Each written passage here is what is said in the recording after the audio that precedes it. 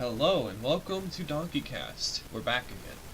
Now, today we have many topics prepared, and you will know us by now as Dr. Diddley, V. Leggett, Dumpster, a new addition from last episode, Sikorsky, and unfortunately, we're recording this a bit late, so Donkey cannot join us today as he needs some sleep.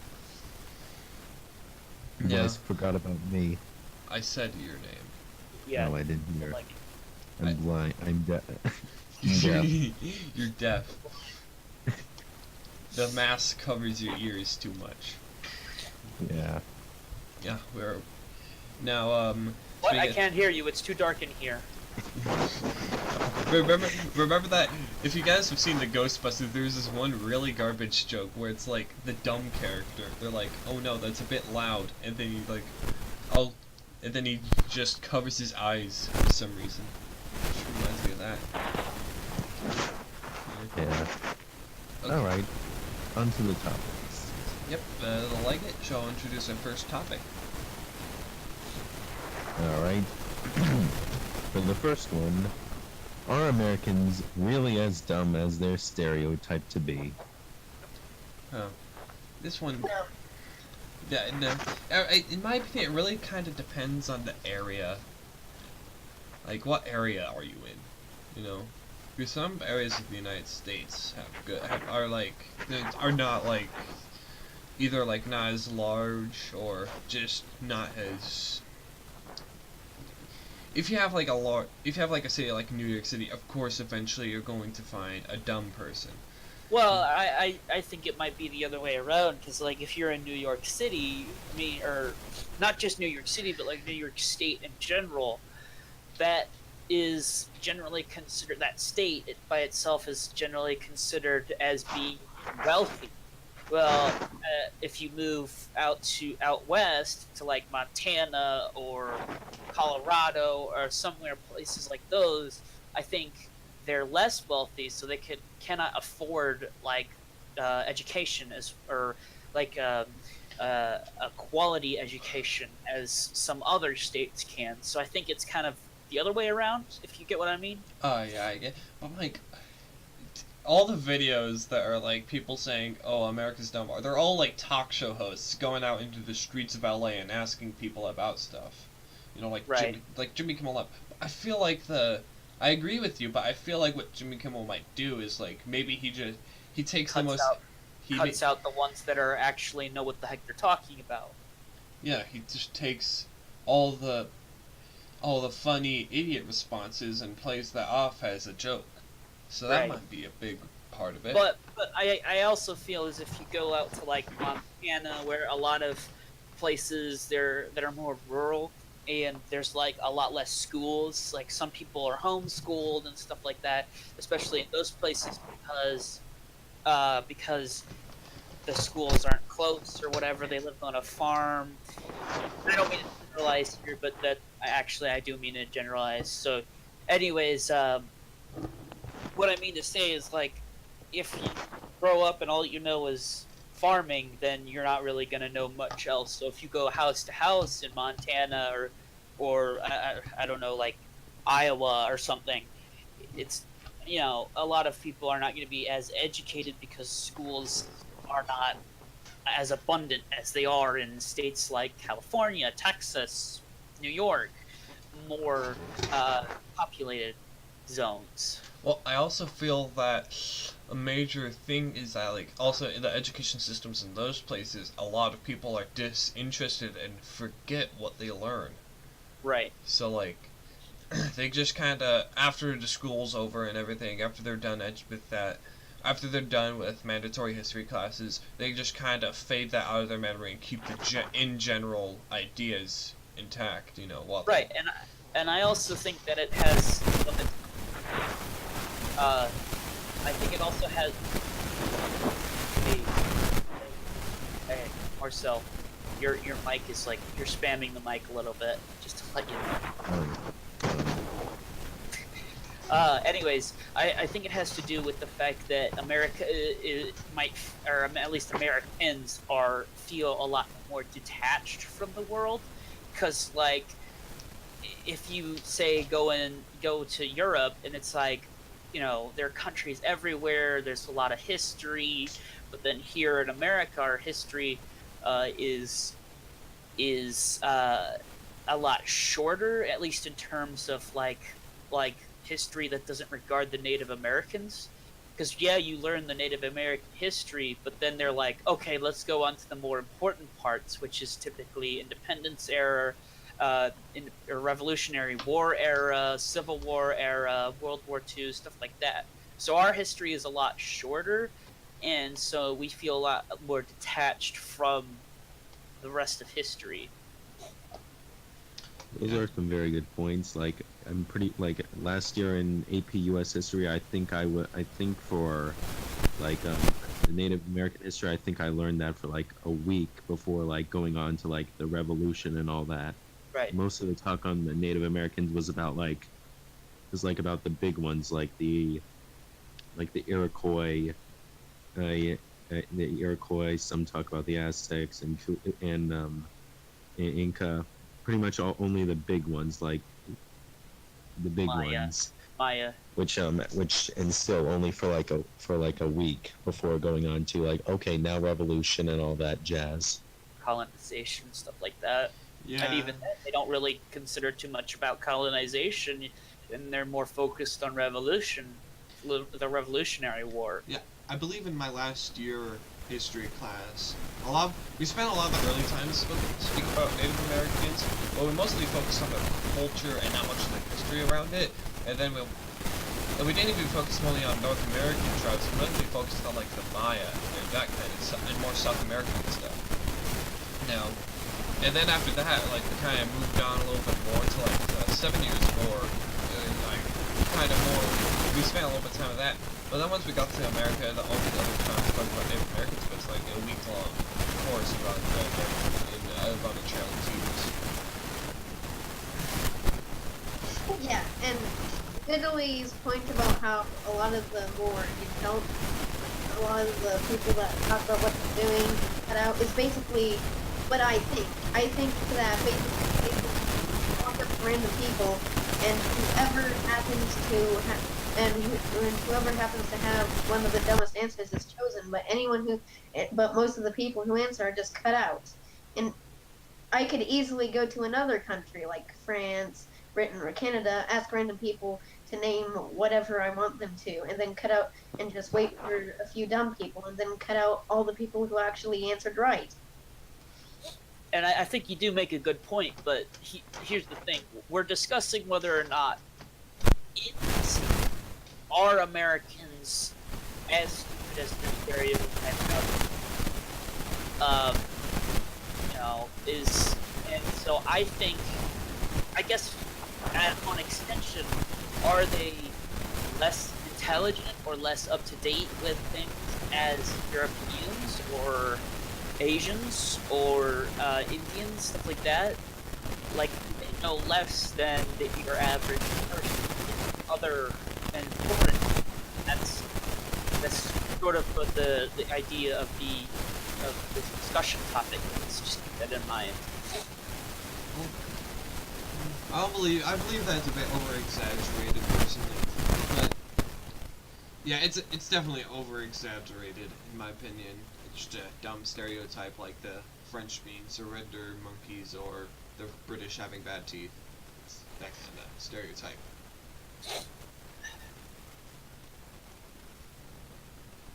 Yeah, I think I agree with that a little bit, but at the same time, I also feel like that is not to say that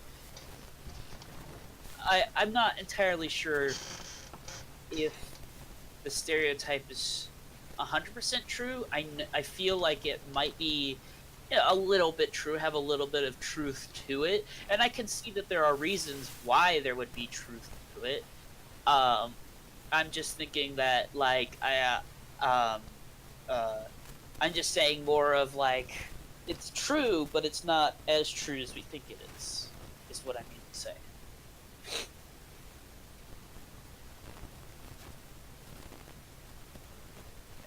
Anyone else have any closing statements before we move on to the next topic?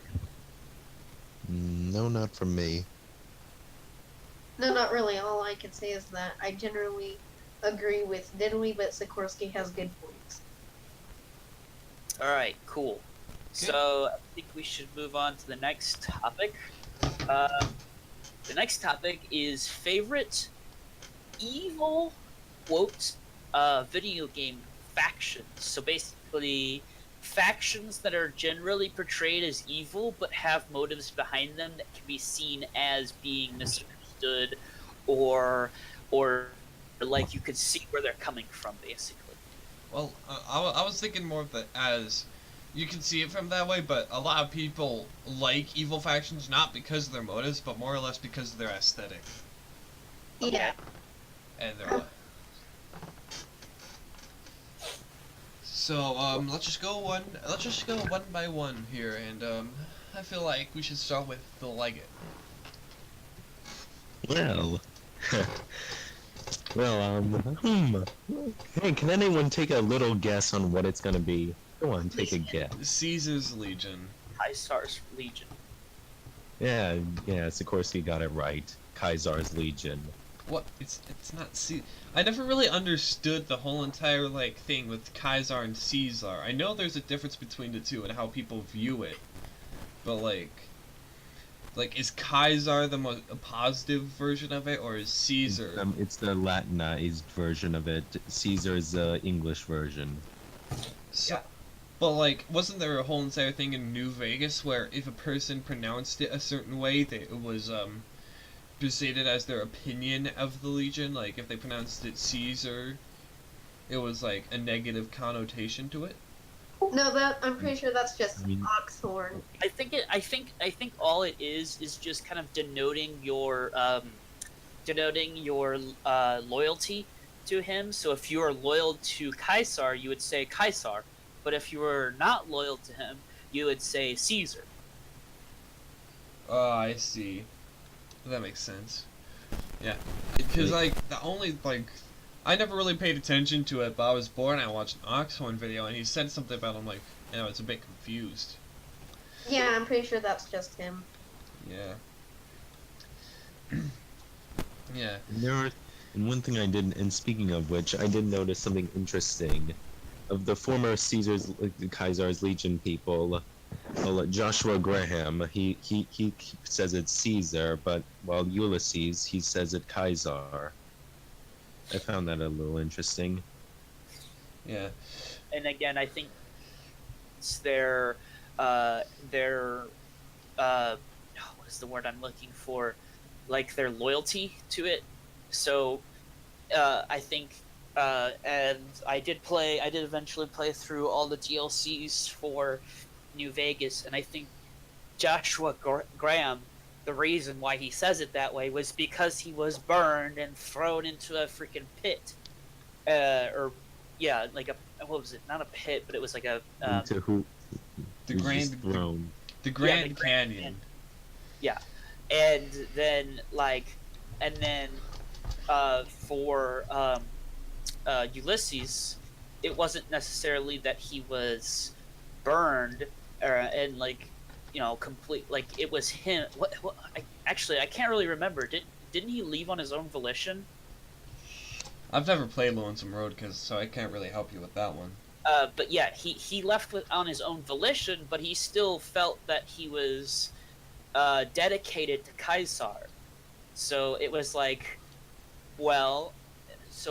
he might as well keep showing that he's perfectly fine with what Caesar was doing, or not perfectly fine with what he was doing, but he was still loyal to him and he still respected him. As far as Joshua Graham goes, the guy almost tried to kill him, so it was well, why would he respect him if he tried to kill him? Yeah, all right. Now on to reasons why I like Kaisar, Caesar. One thing I do like about him is that when you talk to him, I feel like I could talk to, if he had an option talk to him about all day, probably would end up doing that. He has an answer for every faction on why the Brotherhood's logic is flawed, the NCR is also the failed choice, and how like they had two presidents, both related to each other, be there for like about 100 years almost, and how now it's just a failed democracy to him. And he does bring up an interesting idea of like a fusion of like the NCR and his legions ideas into one antithesis, is where he will actually build an empire. If the game could continue past Hoover Dam, if the city did get enough time for it, I feel like it could have been very interesting on what could have happened, like as to what he truly meant by it. Yeah. Unfortunately, I have not played the Kaisar's Legion playthrough yet. On Fallout New Vegas, round to it, I just haven't played. My question with Kaiser's Legion is, could you really consider them a villainous faction? Because the thing with Fallout New Vegas that I find is a lot better with Fallout 3 is that you find a lot more choice. There's not really any villainous faction. Though you end up in all the 3 other endings fighting Kaiser's Legion, it's entirely up to you whether they're the villains or not. You could see them as the good guys of the story. And you could say the NCR was the antagonist. It really just depends on your playthrough and your point of view of your character. Well, that is one reason why I really like New Vegas. There's no set in stone good or bad faction. Each in a way has their flaws. Because like in Fallout 3, I believe, I haven't played it, but I've heard that there are 2 enclave things, like where you decide with Colonel Autobot and he'd just kill you, and if you decide with Eden, it was like the ending was horrible, like it shamed you for doing this. While with the Caesar's Legion ending, you can, even though they're heavily implied to be villains of the story, you can totally see it a different way. And like, there are positive things in Caesar's Legion's ending. Like, and it doesn't like have any bias, it doesn't shame you, it just tells you what happened, how it ended, you know. It doesn't say, you're a bad person, here's what happened. So I feel like New Vegas doesn't really have a true villain, it just depends on the way you see it. Mm-hmm. Yeah. Alright, I believe that's enough for mine. How about someone else says theirs? Popcorn.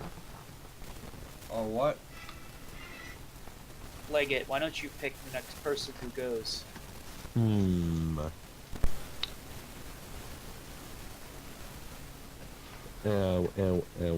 Whatever, I'll choose Dumpster.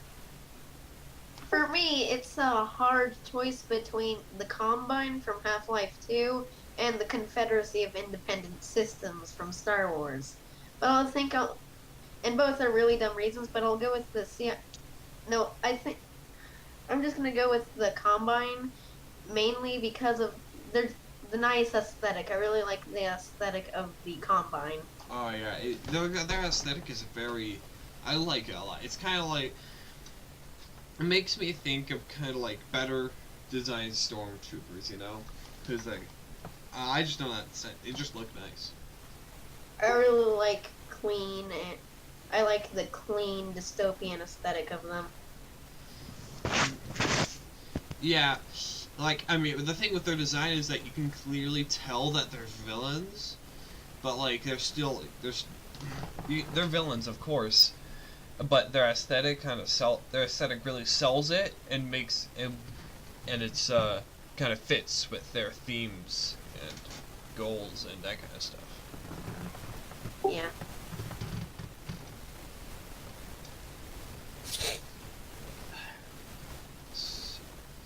But yeah, the Combine, their motive, do they have any motive? I haven't finished that one too. The wiki describes their motive is to just create a great multi-dimensional empire or whatever. But, yeah.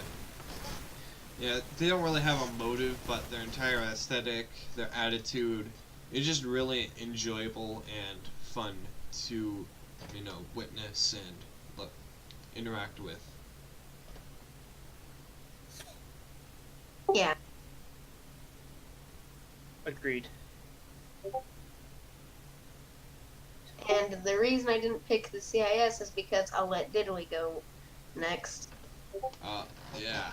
This is gonna be a good one, cause with the CI, well, cause as shown with the amount of time we spent talking about it, with the aesthetic choices for villains, it's kind of just, they look cool.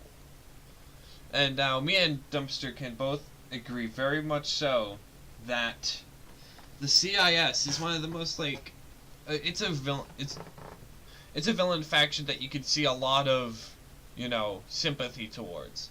Because,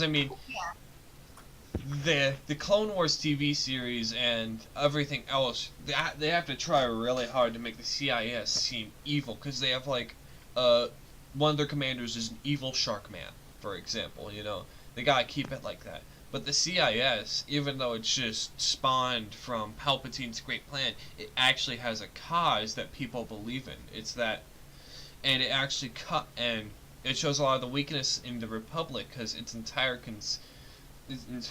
it was conceived because the Republic, like, they neglected the Outer Rim and kind of allowed it to become weaker and more crime-ridden. They didn't reinforce the trade routes as much, so trade was not as good out there. I think that's the case. I don't know, but it just ends up. It all comes back to the Republic neglecting the Outer Rim, and so all of, like, the wealthy businessmen and stuff decide to declare independence. It's a lot more sympathetic, and their aesthetic is also very good. It's kind of like like a libertarian kind of thing, Yeah. I will honestly say, as a kid, I thought that the CIS was really cool because the fact that, like, the whole idea behind droids marching and invading places and stuff like that was, like, really cool to me. Yeah, I always loved the one scene in episode 1, I believe it was, where, like, when I was little, where, like, the droids, like, came out of the giant, like, tank, and then they started marching with the theme behind them. The droid designs also are very, like, cool. They allow themselves to be threatening while also being a little comedic relief, They're a Right. the CIS is threatening, yet it does have some, like, comedy with the droids. Right. Yeah, one of the things that actually the thing that attracted me towards the CIS was just Dooku. I really like how Count Dooku is just elegant, precise, and Wow, really? You're attracted to Count Dooku? I had no idea. No, not like that. No, not like that. I'm not. Yeah, it's not like that. It's not like that's your profile picture. Yeah, I feel like the villains are also a great part of the CIS, because you got Maul, Grievous, You won't Dooku. fucking die. Yeah, some of their portrayals, like, they have portrayals that are better than others, but, like, the villains in general they may try really hard to make them look evil, but they're very cool, and they have distinct, like, personalities that allow them to be unique. Like, each one of them has, like, a backstory and a quirk. Like, Grievous has his 4 arms and his lightsaber collection. Dooku's a Sith. Ventress's entire arc in the Clone Wars was excellent. Like, her betrayal and then her becoming a bounty hunter, that was great. And, in general, just the villains and the aesthetic and the motives of the CIS are some of the better parts of the prequels, because they're great villains. In the prequel movies, it wasn't really shown off, but in the Clone Wars, we got a bunch of episodes where the CIS power was kind of shown off. And they even got an episode dedicated to making people want to sympathize with the CIS. So I believe that's very cool. And like as I was saying before, I really like how Dooku is like this intimidating, elegant, precise royalty. Yeah. And yeah. You know, cause like then I like, and I feel like the CIS has a real intimidation factor with the droids, because with their tactics, it forces them to be intimidating, whether or not you like it or not. Because it's kind of like the Russian tactics during World War II, where they would just keep pumping out soldiers. You know, for every 5 that died, 10 more would take their place. You know, so Right, like and it's kind of different here though because these are droids, so it's not really lives that matter, and that was the reason why the Republic resorted to clones. Well, not entirely the reason why, but one of the reasons why. yeah, because I mean, we all know the true reason why they resorted to clones: Cough, Cough, Palpatine becoming Emperor, and Order 66. But yeah. Because, I mean, like, the Republic had to resort to clones because if they just had regular human combatants, they would eventually run out, while the CIS just could produce it. So, yeah. And also, it was because of political reasons, you know. Having people die isn't very good for politics. And so, it's it's very interesting. And the variety in droids, too, is really fun to see. Because, like, you have droids like the Magna Guards. And fun fact, I figured this out in behind-the-scenes footage. The Magna Guards were actually an early design for General Grievous. that is right. I remember seeing that somewhere. I don't remember the where though, but yeah, I remember seeing that. It was pretty cool to learn. In a cursed timeline where Diddley's profile is a Magna Guard. Yeah, Magna Guards, they're cool design, you know. The droids all have really great designs, honestly, you know, like. Right. And so, yeah. And now the final one. Oh, hello there. General Kenobi. General Sikorsky. Yes. Mine is not exactly from a video game. Mine, well, I guess you could consider it from a video game if you think about it in terms of the 2 Battlefront games, the old ones. But I'm gonna have to go with the Empire. Yeah. From just Star Wars in general, one of the more well-known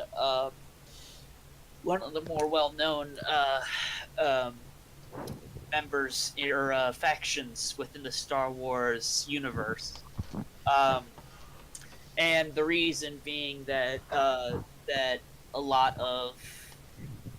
if when you look at it on the broad scale of things, you start to realize that the rebellion and everything was actually just a terrorist group, and that the Empire was trying to do its best to keep these terrorists from destroying the peace they had built up in the galaxy. So, you know, it can be looked at as being like the rebels were actually the bad guys if you really start to think about it, because they were, you know, the Empire was the only thing. And you know what did we get after what happened after the rebellion succeeded? We just got the First Order, so it's not like anything ended up changing. So, you know, yeah, I feel like And even in Legends, that wasn't the end. After the Empire died, then there was just Grand Admiral Thrawn coming in. right. Yeah, and in Legends, I almost must say the Empire had a lot more. You know, I had a great motive because in Legends there was the Yuuzhan Vong. Have you guys, you guys know about that, right? Yeah, I know about that. The big scary brings intergalactic invaders. Yeah, like very powerful intergalactic invaders, and Palpatine's whole plan was so that he could create a united militaristic empire to fend them off.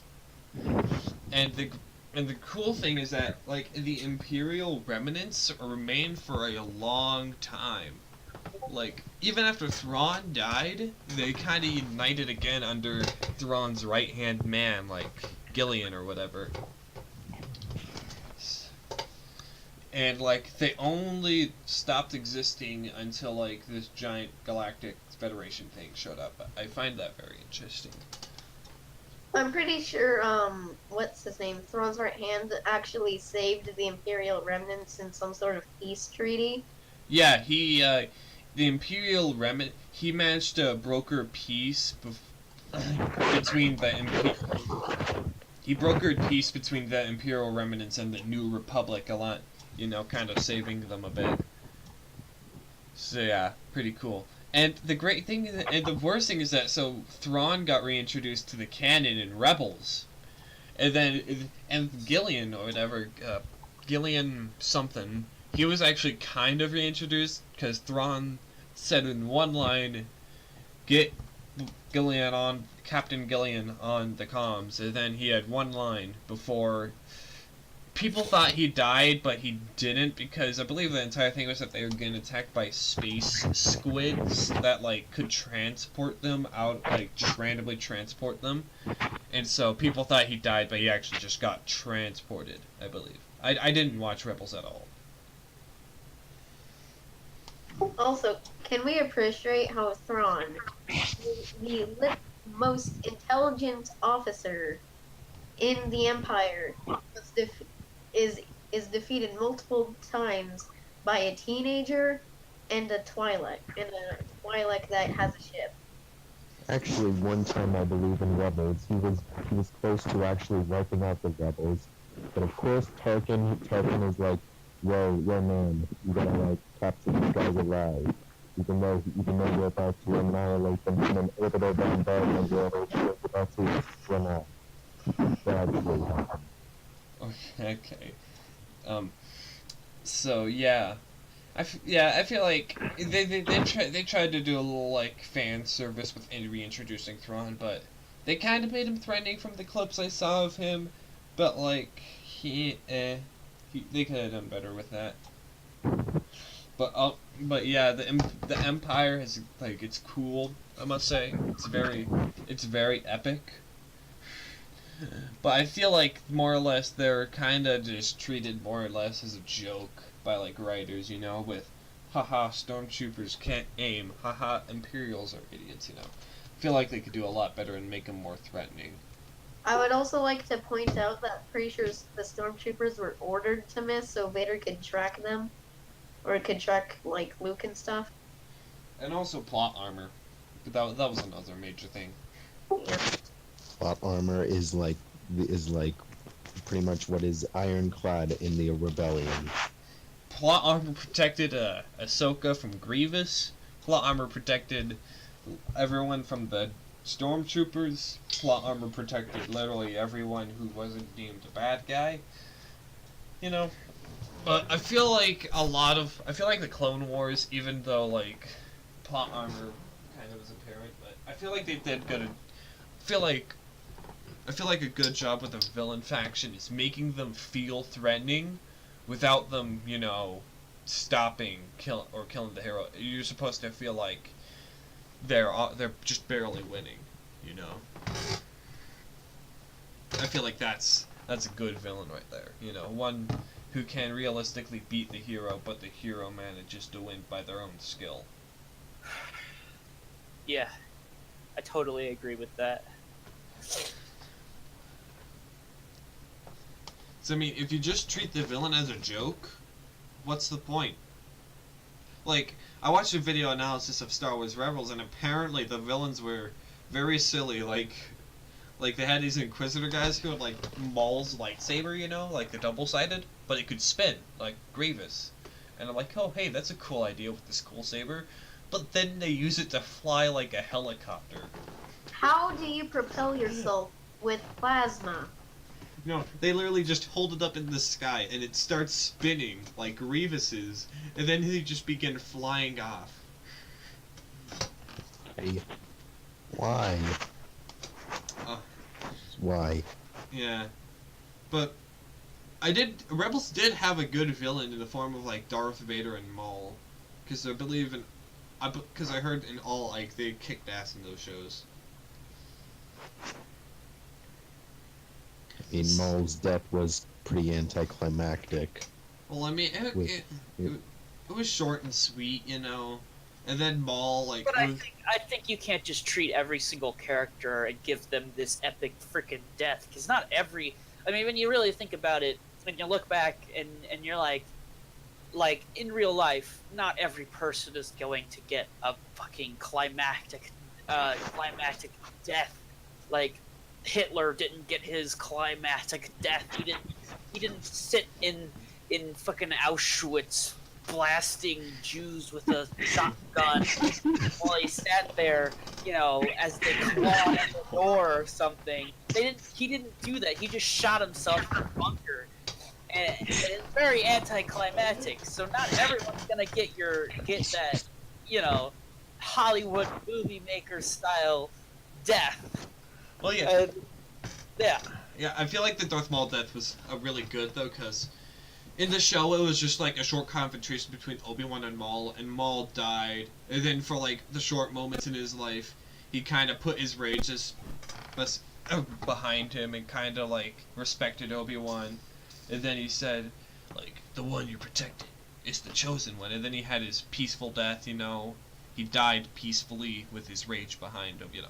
I feel like it was a good, like, death. It wasn't that, you know, epic, but it was peaceful and good. Yeah, I did like that part of it. Yeah, you know. But yeah. I mean, the Clone Wars had some... I mean, was there any major character deaths in the Clone Wars? Well, there were those clones there, like fives and stuff. Oh yeah, I don't think Squad. I think they don't kill as many of the Jedi because they're saving that for Order 66. Right. I mean, but yeah, a lot of the major clone deaths are handled good. You know. Right.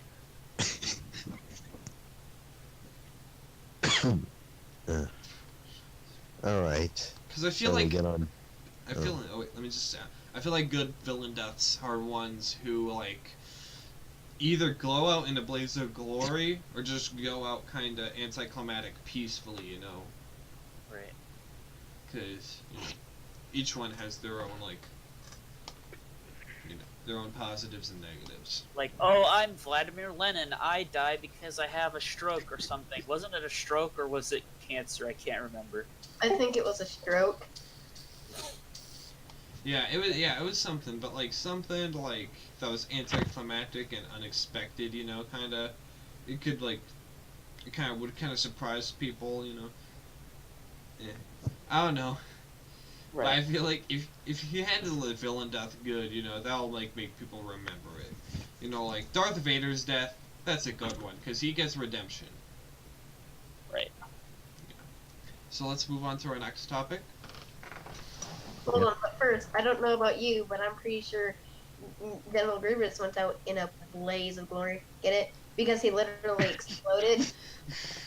Oh my god. Oh, that's so bad. God fucking damn it. It was worth it. Oh my god. And the funny thing is that, so I was looking at YouTube and I was looking at Star Wars lore videos. And I saw one, Grievous after Revenge of the Sith, and I'm just thinking, he died.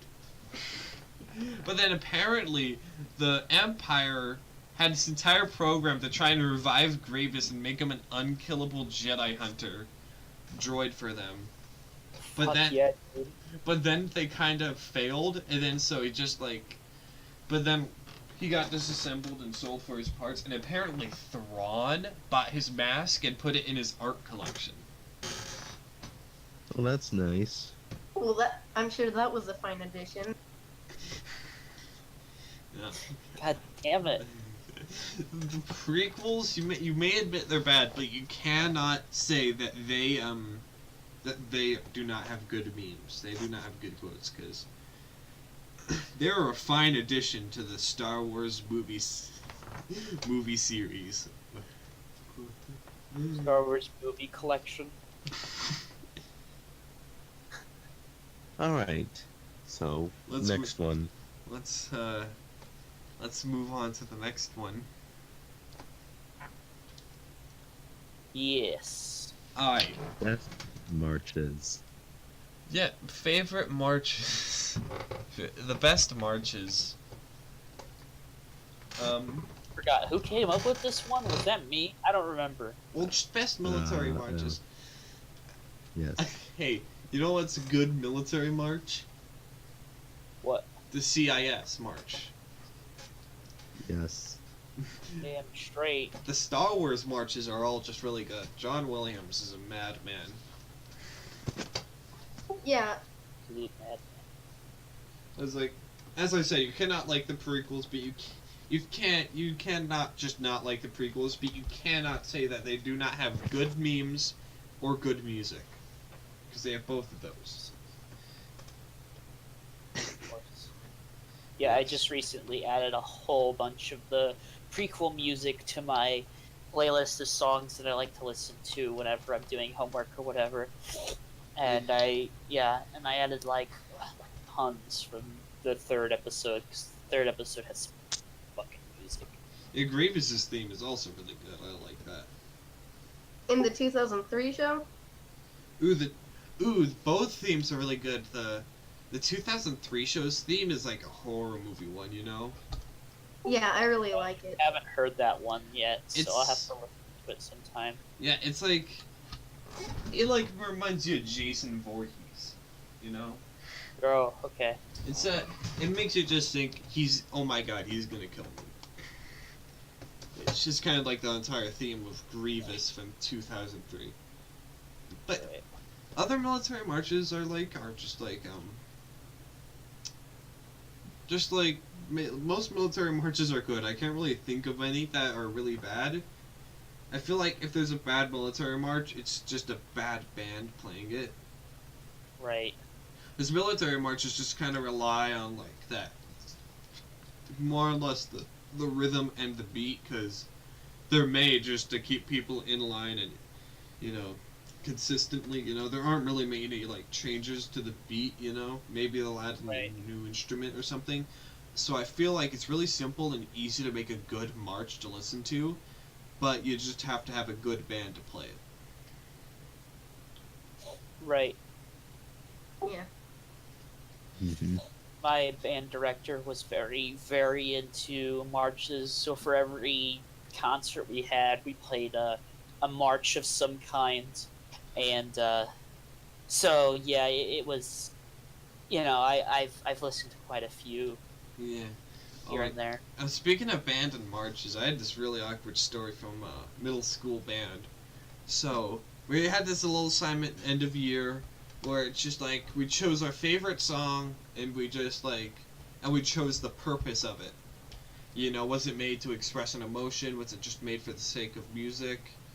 You know, was it made to tell a story? You know, that kind of stuff. So I'm like, okay. I'm either gonna, and people were choosing like funny songs, you know, like meme songs, and I'm like, okay. And I was like contemplating in my head. So this was back when the Halo meme was funny, you know, the Halo theme. Uh-huh. So I was thinking, either the Halo theme or Prussia Glory March. And so I decided, because it was either deciding between a meme and something I actually liked. So I just decided to do the march. But the thing was that, like, I was just standing off to the side and it looked so uncomfortable, because I thought people were just thinking that I was weird for liking marches. And then, once it finished, the teacher just said, "Ah, nice, a classic march." And I just speed walked as fast as I could back to my seat. Speedwalk. That's awesome. Yeah. And I still regret that decision. Yeah. What, choosing the march over the meme song? I felt so awkward for some reason. I don't know why. I just was awkward and I did not know what to do. And I was like, you could see me kind of just like being really awkward, you know, just kind of looking down, tapping my foot really fast, you know. Yeah. But, yeah, you know, it's middle school, and I don't know if you're anything like me, but I've got really bad social anxiety. So when it comes to giving speeches or a presentation or whatever, Oh yeah.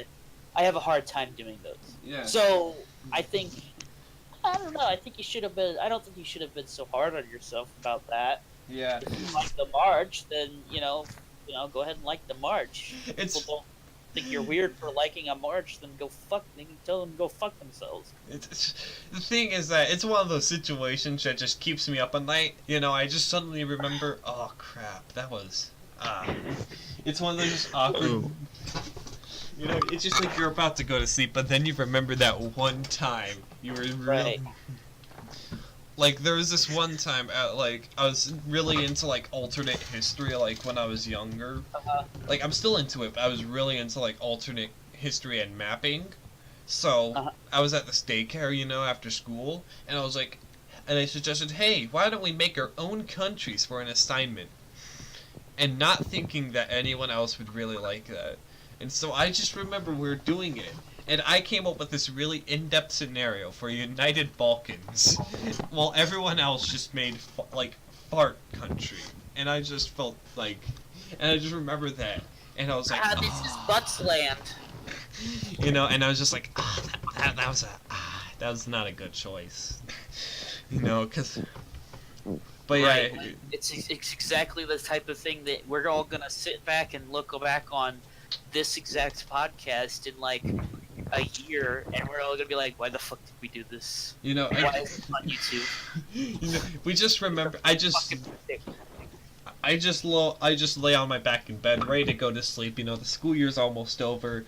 And then I just remember that one time I just ran it against trans people on the internet on a podcast.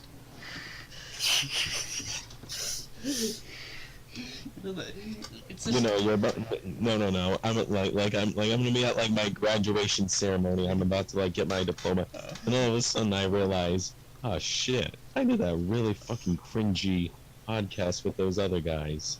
you know, I was thinking that you were gonna say I'm at my graduation, and then suddenly I remember, I don't have the high ground.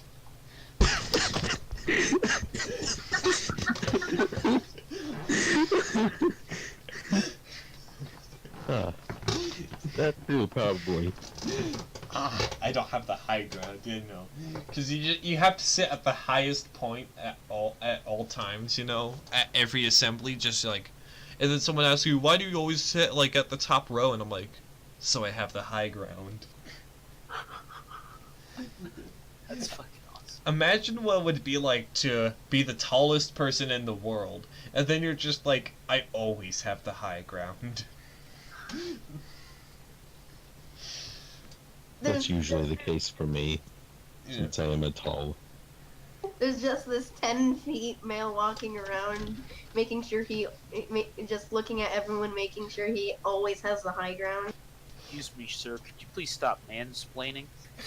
Oh my! I remember this one like Reddit like thread, and it was like Obi-Wan doesn't need the high ground to win. He just needs the high ground to be there to win. And it was like this. I've seen that in every single prequel meme about that. Yeah, Like, because whenever it says Obi-Wan with the high ground. like, and then it lists that he loses all the fight where it's like equal footing, but if there's like a hill or a slope or anything, even if he's on the lower part of that, he wins. It's really, it's great.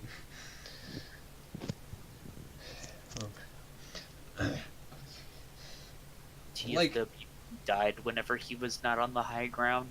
Yes. And then my question about prequel movies is, when are they gonna run out of material? They won't. Because like, We're about to get a new They season. will make a meme out of literally just water, and they will somehow make it into a meme. Like literally just a body of water, and they'll make it into a meme. yeah, and like they also have the material from all like the Star Wars stories. Like when Kenobi, a Star Wars story, comes out, who mama? Wooey mama. No, wait. It's technically a prequel movie because it has a prequel character in it. And it's probably gonna be a prequel to the original trilogy. Wait a second. I just realized. How did we get from military marches to the high ground and prequel names? I don't know. This is how conversations go. I don't know. We'll probably look back on this and be like, "Why the fuck did we do this?" Please, Yeah, probably. somebody end my summer. Probably. Oh, and good news for Star Wars stuff, they're adding Grievous, Obi-Wan, Count Dooku, and Anakin to Star Wars Battlefront 2. Yeah, I commented on that and made it cringe. Yawn. Yeah. They already have those characters in the original. Yeah, well... Yes. And there's this huge controversy in the Star Wars Battlefront 2 community, because there's this little promotional image, because they're doing this massive update for the Clone Wars, you know? Adding new heroes and all that stuff. And in one of the promotional images, someone saw a Droideka, and everyone's like, oh my god, they're adding Droidekas, and then EA's like, that's not a Droideka, that's just a crashed speeder. And so they canceled Droidekas from the game, even though there was a Droideka in promotional images. Wow. Where are those droidekas? Master Destroyers. Watch out! Watch for wrist rockets. Watch out for those wrist rockets. Actually, when I saw that Grievous was being added, I did something cringy and I said, this will be a fine, and I all caps spammed, yes, this will be a fine addition to the collection. Fine addiction to my Fine. collection. Fine addition. Fine addiction. Fine addition. This will be a fine addition to my collection. You know what I noticed? What? In the Clone Wars and 2003 series, Grievous has all his lightsaber collections hooked onto his waist. But if you watch the movie, he has most of his collection. Yes. Okay, and so Grievous has all his in the beginning scenes of Episode 3 has all of his sabers and like his coat in his cape, you know, kind of pockets. Maybe he decided to update, you know? Well, but the thing is, they also on the battle, I think he just keeps additional ones in his coat pockets, and he just keeps a minimum of 4 on his waist. Maybe.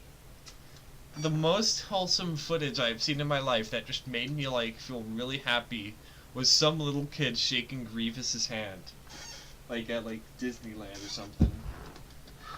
I want to see that. Oh no.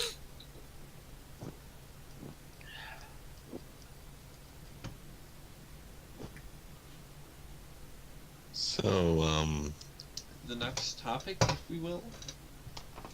Wait, why would we move on to the next topic? We only got through one person in the previous topic. That's what I was talking Yeah. about. We didn't even get like most of the podcast's favorite marches. We got one before it talking about prequel names. I think we spent enough time on this one, so let's just move on to the next one. in fact, I think I'm gonna just cut out the last one, since we'll probably just talk about it for 10 seconds anyways. Yeah, we'll just probably mention it and say it's dumb. But our next topic that we're going to talk about is favorite internet series.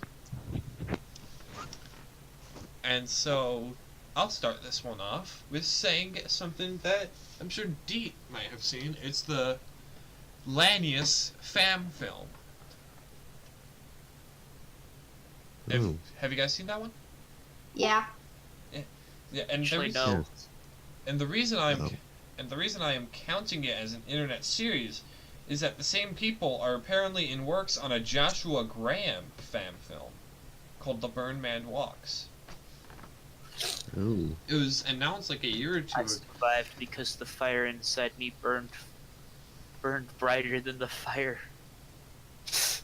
God damn it! What's the quote? I can't remember the. I, I'll su- pull it up for you. I survived because the fire inside of me burned brighter than the fire outside of me. Something like that. Yeah.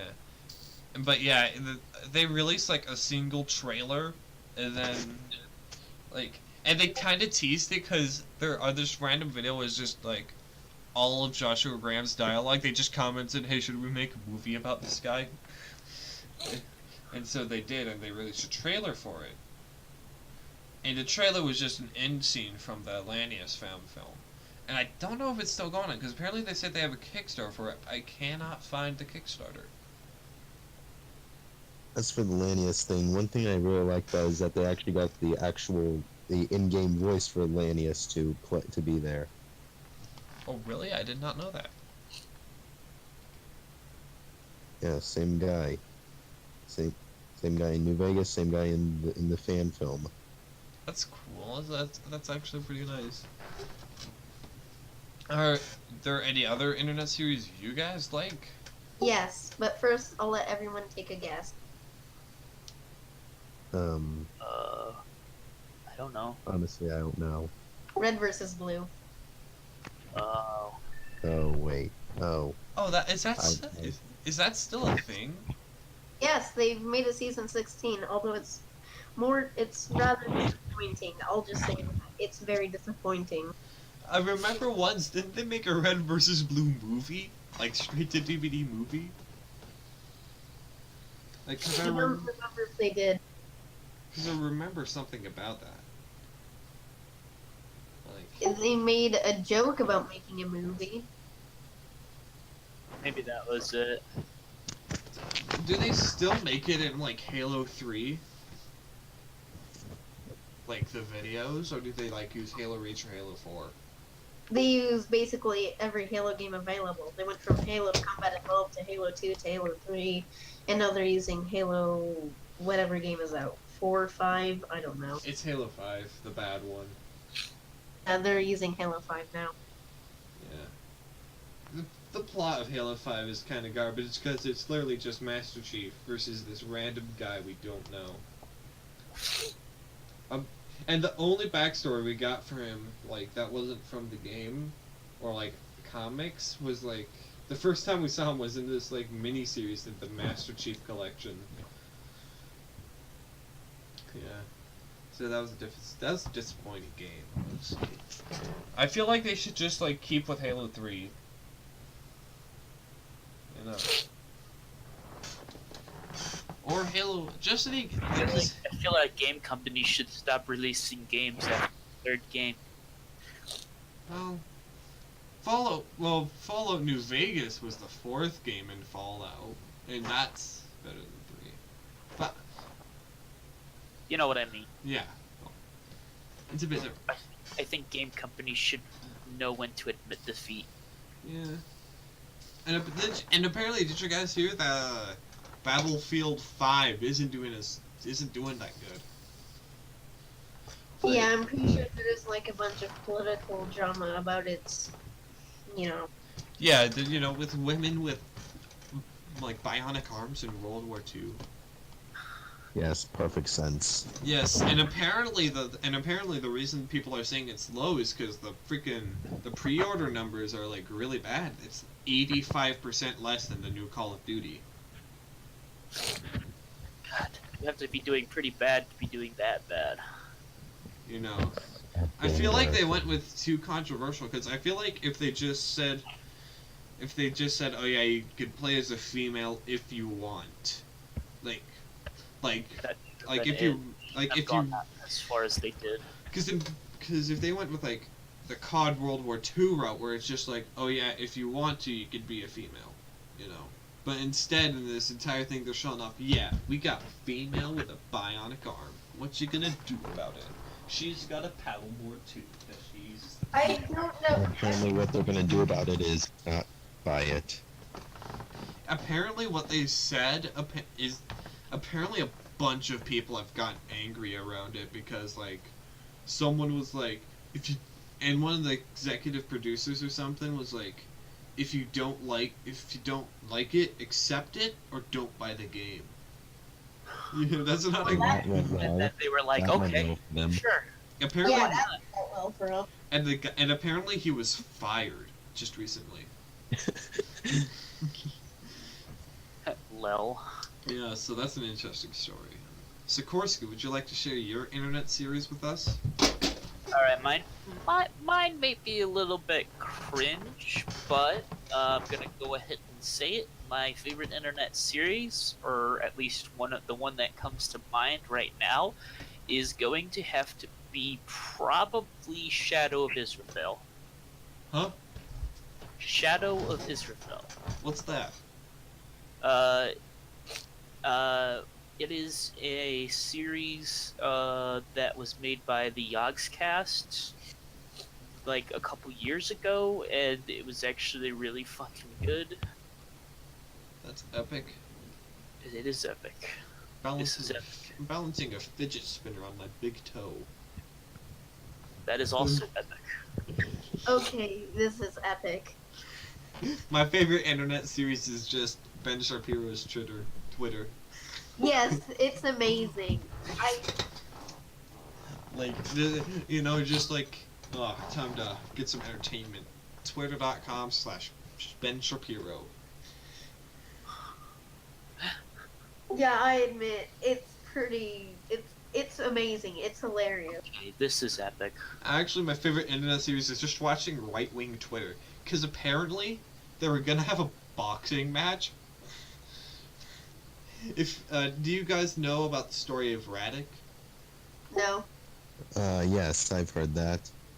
Oh my god. And do you guys know about Top Boy Tanners?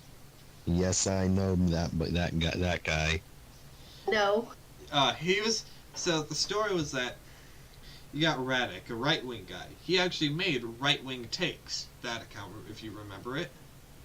And so there was an entire controversy because he kind of blew the bomb and did the do with someone who could technically be considered underage, but like just barely.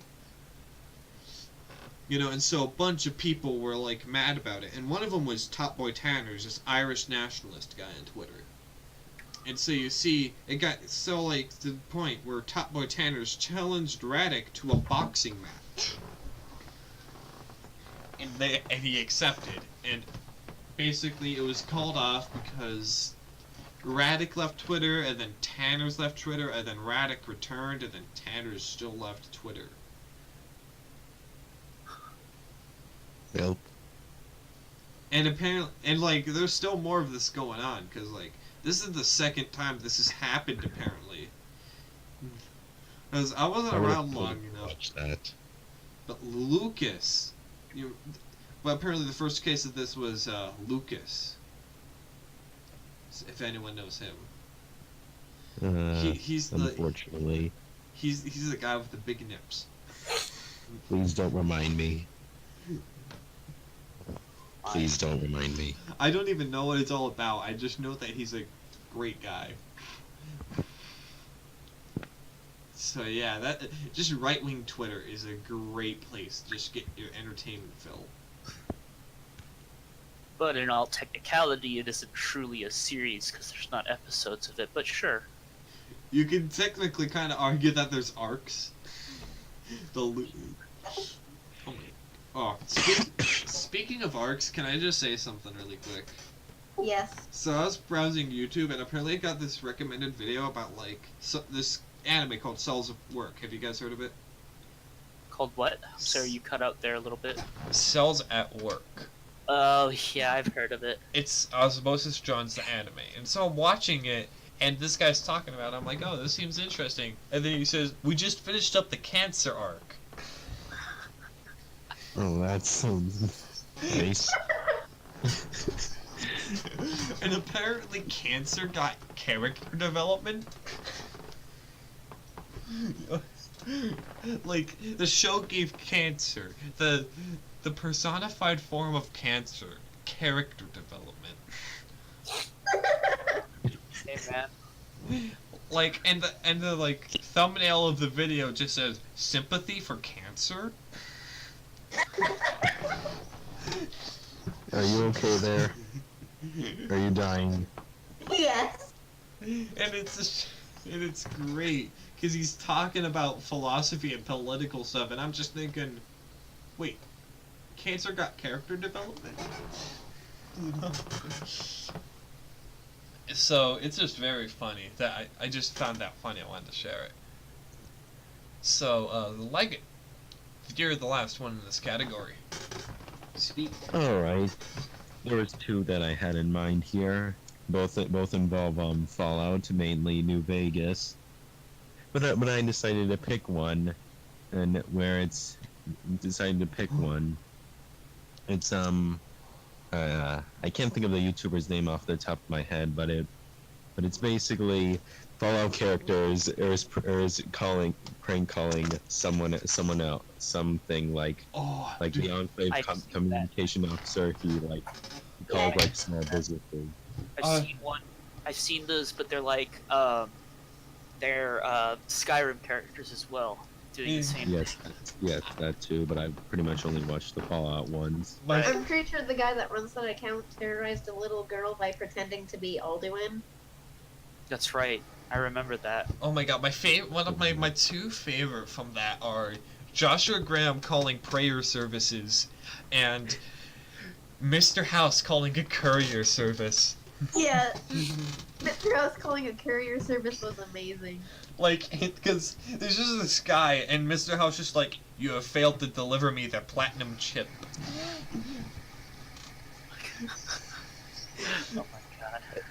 I think my favorite one would probably, I think out of all of them, I think my favorite one would either be the Colonel Autumn calls a water treatment plant with it, asking for the code, and when some guy actually gives a random thing, it's just 1 2 3 4 5 and followed by you lie. Yeah. Oh my god. that, Okay, so and let me just say some my favorite moment from like the Joshua Graham one is like he's talking about, and then he mentions how he wants revenge against the white legs, and then the person's just like, by white legs do you mean Caucasians? Oh my god. See the one where it's Cicero calls to like a what is it? It's like a gay call service or a gay sex line or something like that. Oh my god, no, a better one is Benny calling a strip club. yes, I Calls love what? that one. Hey Diddley, What? I'm good. Do you want revenge against Caesar for killing Christ? Yes. Oh my god. And also the great thing is that whenever he mentions Caesar, like, she's like, do you want revenge against Caesar because he killed Christ? You know? And it's Another, and even another one that I like, that even though it wasn't technically a prank call, Sergeant Dornan playing Call of Duty, and that was amazing. Oh my god. And, another really great one. This isn't like, it isn't Fallout, but it's from the same guy, and it's the main character of the original Deus Ex, and he's calling an Indian tech support line.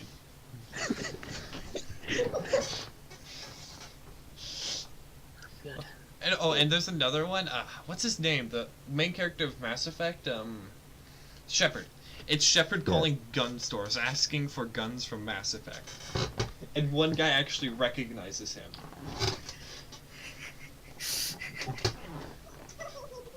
Oh my god, it's great stuff. Yes.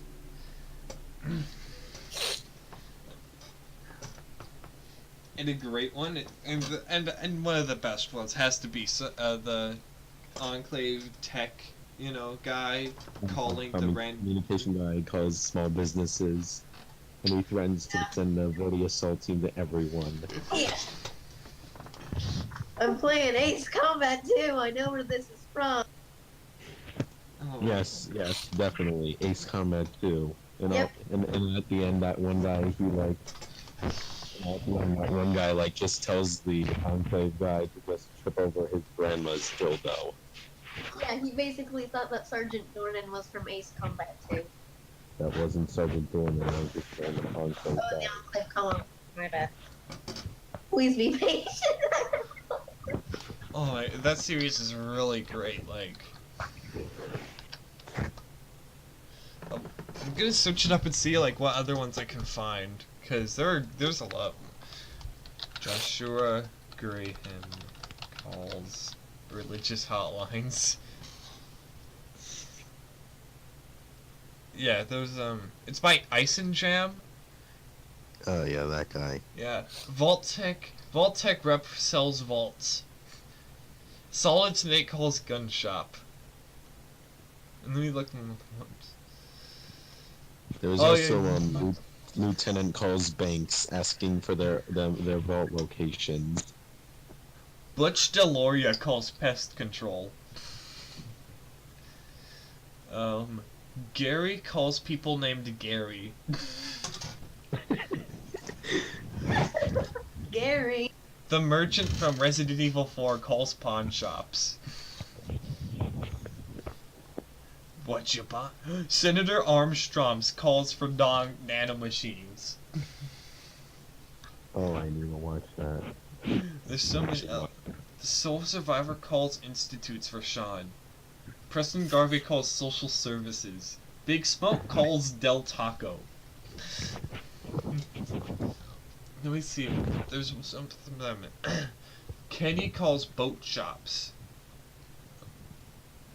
The dad from Fallout 3 calls water services. These are all masterpieces. These are all great. Some of them sound great. Others, I feel like they can be like really fucking cringy. Like, I feel like I wouldn't be able to watch them. Oh my god, I remember there's one, I don't know if it's by this guy, but there's one where it's like Liberty Prime calls a Chinese takeout shop. Oh yeah. Embrace Communist modern. engaged. Red Chinese got identified. Let me see. Video game characters calling the gay hotline. Animal Control Gear.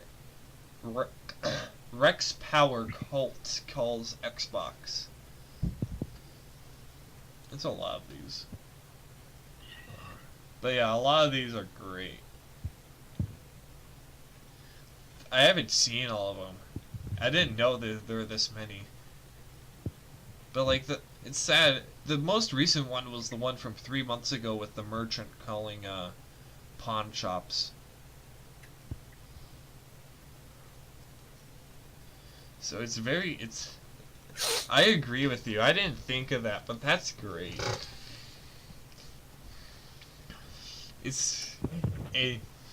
I'm subscribed to him. I better turn notifications on. He seems to upload every few months. So yeah, anyone want any more comments on this section? I assume that's a no. So let's move on to our last and hopefully short topic. The KSI Logan Paul fight. Nah. Now, who here knows the results?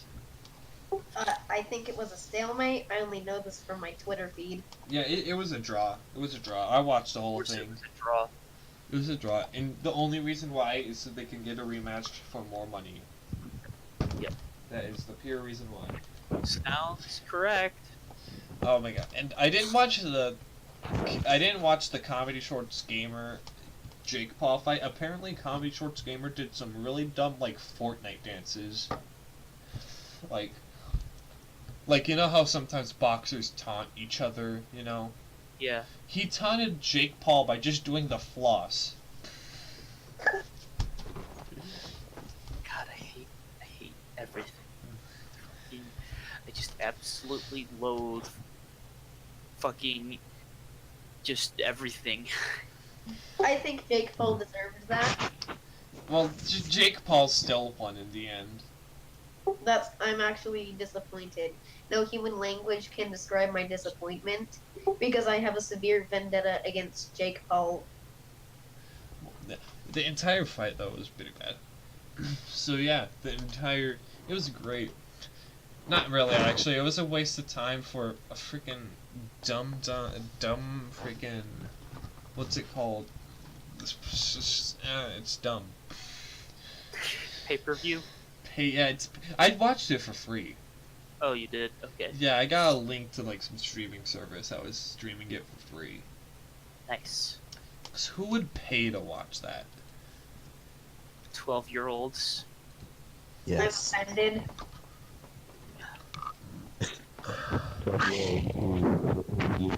Not. Oh wait. I was gonna make a joke, but then no. I'm looking at the okay. Just so we can pad out this topic, I'm looking at the trends. What the top trend right now is National Dog Day 2018. And then there's the Jacksonville shooting. Oh yeah, just right in my home state. Oh, that was pretty epic. What? I was about to say the shootings. Oh my god. I mean, it doesn't really. The FBI would like to know your location. Oh yeah, but yeah, it doesn't really surprise me anymore. I mean, like, I was like, oh, it's at a gaming tournament. I wonder what game they were playing. That was like my only question about it. On the top, apparently after the Jacksonville shooting, there's this whole notoriety movement. Basically, unsubscribe and unfollow all the news stations that refuse to remove the shooter's name and face from the articles and stuff. Oh yeah, that makes total sense. I'm not being ironic about that, because news stations who report the shooter's face and name are just perpetuating the problem. Because they're making it known to potential shooters that they'll just be remembered and they'll be popular, you know. Yeah. And then also after that is hashtag sharp objects, hashtag insecure HBO, hashtag Venture Bros. All of those, I don't know what are about. I know Venture Bros is just about the fact that they're doing another season or something. But then there's a hashtag Who is America? This is America. I knew someone would say that. I'm sorry. You just know I had to, though. Don't catch you slipping now. I don't know what. Who is America? America is not a person. What do you? I don't know what it's about. It seems dumb. Most hashtags are. Oh my god! You guys know Movie Bob? No. Bob Chipman. No. He's a dum-dum on the internet, on Twitter. You want to see one of his tweets about the Jacksonville shooting? I'm sure. I can see some. Probably not, but I'll okay, read. why not? I'll read it out. 1. It's a game about football. 2. That should tell you that the problem is guns, gun culture, and likely toxic masculinity. 3. Hijacking this moment to complain about unrelated video games makes you a terrible person. Go rethink your life choices. Yep. Yeah. Talk. It's a game of it was a Madden tournament that was shot. How is masculinity the problem with? Who left? Alright, I know exactly what to do. Just hand me the gun. I'm pulling the trigger on myself. You know what? Just for the last few minutes, here's a question for you guys. If you're gonna have a live-action Family Guy movie, who would you cast? Danny DeVito. Okay, I say Tom Holland as Peter Griffin. Now, who would be Lois? Lois would simply be, Lois would be played by the same person who played Black Widow. Very simple. Brian would be played by PewDiePie in a dog suit. No, it would be voiced by PewDiePie, and the actual dog would be the dog from Airbuds. Now, that's a good cast so far, I would say.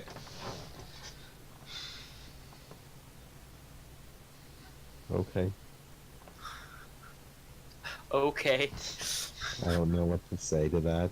So, It's all It's really. 1:30 in the morning. Give me a break.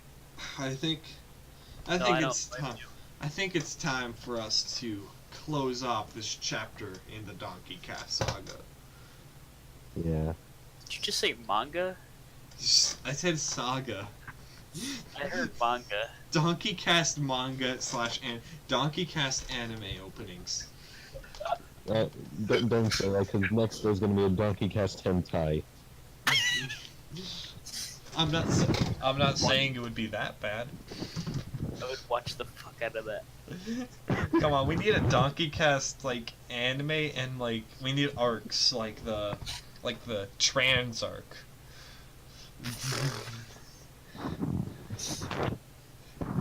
We need the arc that has Marion in it. The Kaiserreich arc. We need this, My okay? God. Fucking Kaiserreich Civil War arc.